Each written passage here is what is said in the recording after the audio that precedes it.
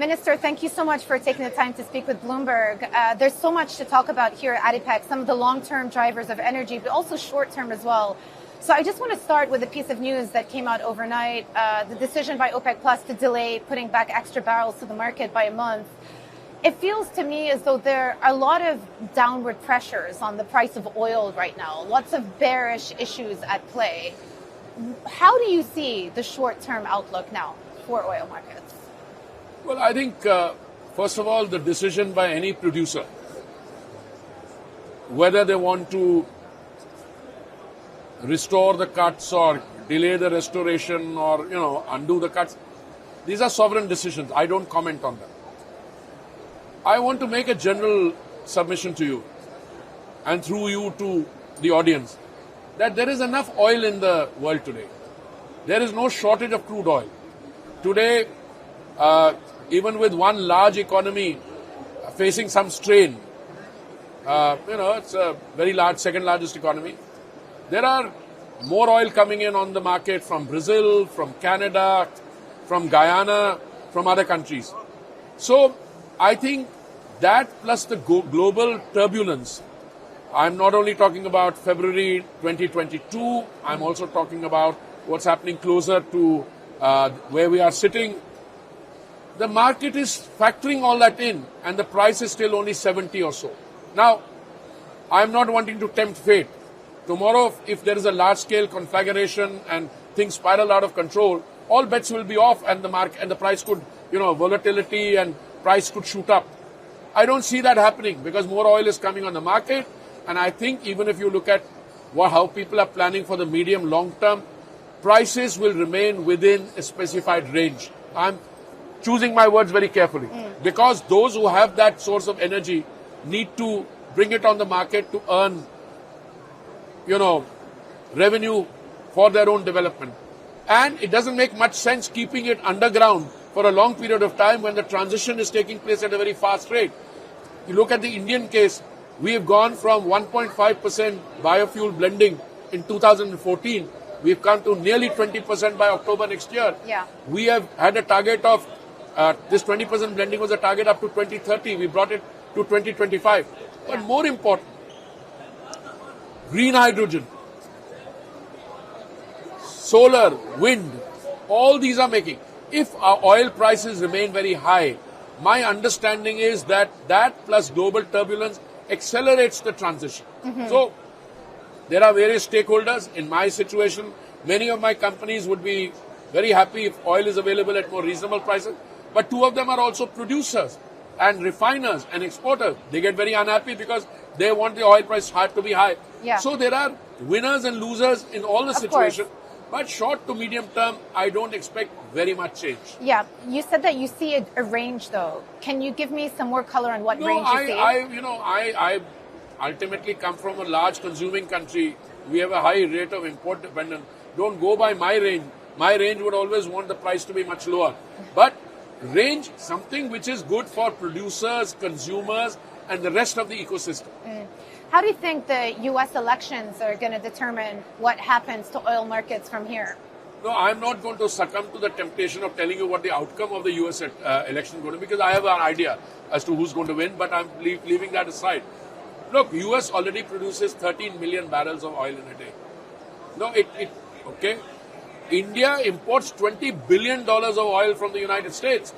Recently, because of environmental consideration, some pause button was pressed.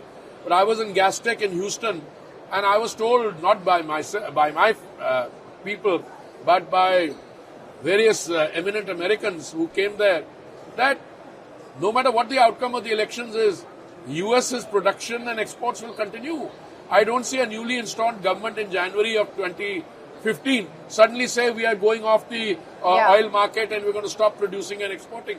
We buy $20 billion of oil from the energy from the US every year. It sounds to me that it's going to be difficult for OPEC Plus, and I know you don't speak on behalf of them, to actually successfully bring those barrels to market given all of the extra supply that's about to Why hit. are you saying this? So that you think if they bring those barrels back, the price will come down more? Yeah. But I think if you look at it slightly differently, the price is going to remain stable or come down in any case.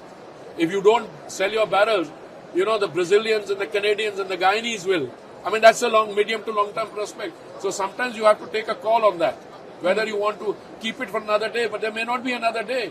Yeah. I mean, suddenly you could find a Guyana in India. You could find another Guyana elsewhere. So I think these are philosophical decisions, which we all have to take. Let me ask you a medium-term question. I thought it was really interesting. OPEC are forecasting that India will be the single biggest contributor to oil demand growth in 2050, adding 8 million barrels a day. That's 3 times as much as China. It's not just OPEC. Are those numbers realistic? It's not just OPEC. I mean, the International Energy Agency, which is based in Paris, I think they also said that in the next 2 decades, of all the oil demand growth that's going to take place in the world, 25% of it is going to come from India.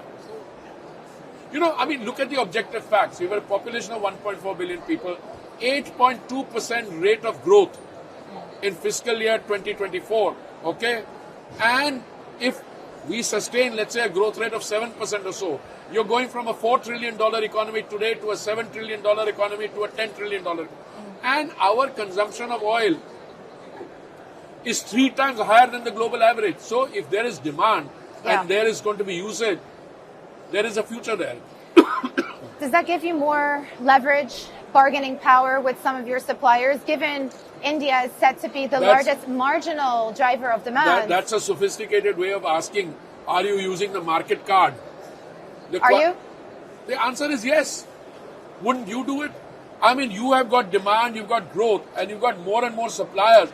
And if one person is, let's say one entity is being difficult, we turn around to the other one. How would you like it? Therefore, if you look at the Indian shares of 5.5 million barrels a day, the main suppliers earlier used to be 800,000 barrels or 1 million divided between 4 or 5 suppliers. Now it keeps shifting. Yeah. And somebody who's close by to India has a geographical advantage in shipping costs and freight costs. They may decide to take advantage. My imports from one large source were 10% down last month, but partly due to refinery reasons. But in future, if somebody raises the price, we can get it cheaper elsewhere. Okay, so let's talk about that. Let's talk about Russia. It's accounted for about 40% of India's total imports. Little less. Okay. Would the Indian refiners be comfortable taking that number to, say, 50%? Well, I can't speak on behalf of the refiners because these are market-based decisions. The oil that you produce in a particular source has to be suitable for use in a particular refinery. Not all refineries can use Venezuelan oil, for instance. Yeah. Okay? Yeah. Not all, some of the Middle East oil is, of the kind which can go into any refinery. So I'm not in a position to answer it. Well, I would say that if the price were right and if the, situation so warrants, it could be considered. For instance, when I was looking at the figures in February 2022, I could never imagine that our imports from one source will go up from 0.2% to 38%. But it's a little decline now because the other sources are close by, becoming more competitive. I don't know. Yeah. Let me ask you a question about the geopolitics, though. The U.S. and the EU have said that they plan to impose harder sanctions on Russian LNG. You've said in the past that India wouldn't buy LNG from the Arctic LNG plant in Russia. No, let me tell you what sanctions. The term is very loosely used. When it came to oil, what we had is a price cap on Russian oil. Yeah. Russian energy was coming in. The Russian energy coming in through a pipeline to Hungary was coming in. They're still buying billions of dollars worth. Russia is selling $14 billion worth of critical minerals to Europe, EU. They're selling oil to Japan. So what is at stake on Russian oil came under a price cap. But please, Bloomberg, look at it from my point of view. If I'm asked to buy cheaper oil because the other guy can't sell beyond a point, should I be happy or unhappy? That explains the thing. You asked us to buy cheaper oil. We said we are happy to buy cheaper oil. And then their shares went up. Now the others come to us. I can't say through Bloomberg, but confidentially say, how much discount. I said, speak to my companies. When we float a tender, quote competitively and you'll be all right. So sanctions don't work then? No, I don't. They were not sanctions. They were the price cap. Price cap. No, the price cap. So the point is, if you have a good a piece of art to sell or a good product to sell, it's a question of what the market can take. Russians were producing 13 million barrels of oil before all this happened. The Americans are producing 13 million barrels of oil. Now, it has come down. They've got come down considerably because their refineries, this thing, etc. But the market determines these things. I can't sit and take a strategic decision because nobody's asking me. It's my OMCs or oil marketing companies are answerable to their stakeholders. The private sector companies are answerable to their stakeholders. Well, this conference isn't just about the long term and some of the demands on the energy mix, but also deal making as well. And I'm very curious to hear about the partnerships that ADNOC, Aramco have in place with some of the refiners in India. Some deals were inked in the past, but I'm just curious to hear about the types of discussions that you're having now on refinery projects within India. No, we had the privilege of hosting the Crown Prince. The Prime Minister had invited him, and a large delegation which came with him. The oil marketing companies had some discussion there. All the oil marketing companies are here now. The private sector is here. I only find out about what deals, as you call them. They're arrangements, technology arrangements, critical minerals, other things. I only find out when they're announced. And even if I knew, I would not talk on the public forum. But it's a very positive partnership. Whereas India is looking at productive assets in the UAE. We have one of our companies has 150 engineers here. We are looking at further investment by them there. So it's a partnership which is significant by today's standards, and it has the potential of growing even more in the coming years. Just to round up, I want to bring it back to the theme of this ADIPEC, which seems to be just looking ahead and extrapolation of the new sources of energy demand, be it the growth in the global south and emerging markets, but we also talk about the growth of data centers as well. Ultimately, when you look at the ultimate energy mix that is going to power all of this demand, these sources of demand, what do you see it looking like, and how crucial a role are hydrocarbons going to continue to play in the future? Look, I see a tremendous growth in biofuels, natural gas, compressed biogas, green hydrogen. After 2030, I see green hydrogen. But having said all that, traditional hydrocarbons are still going to be a very important component of that overall matrix for at least 20 to 30 years. It depends on how quickly you make the transition. It depends on how much you need it. I would never have imagined in 2015 that India will be, doing 20% biofuel blending by 2020. I would never have imagined. Do you realize that green hydrogen, now that we've got breakthroughs in pump storage, now that we've got other parts of technology, the electrolyzer business doing well, you cannot predict the exact amount. But I think anyone who suggests that hydrocarbons would be insignificant in the next 20 years, I would not be able to subscribe to that. Do you think AI is a game changer for the 100%. Today we are at the beginning of a new era.